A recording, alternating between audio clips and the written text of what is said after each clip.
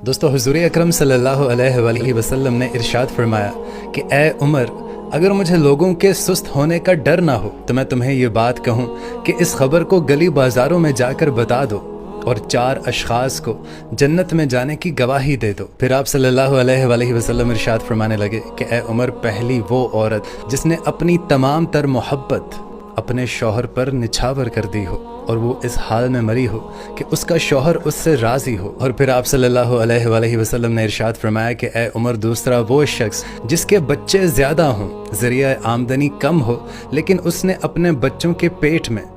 کبھی بھی حرام کا لقمہ نہ جانے دیا ہو۔ اور پھر تیسرے شخص کے بارے میں آپ صلی اللہ علیہ وسلم نے بتایا کہ اے عمر، تیسرا وہ شخص جو اپنے والدین کے ساتھ حسن سلوک کرتا ہو اور اس کے والدین اس پر خوش ہوں اور اس سے راضی ہو جائیں۔ اور چوتھے شخص کے بارے میں حضور اکرم صلی اللہ علیہ وسلم نے ارشاد فرمایا کہ اے عمر، وہ شخص جس نے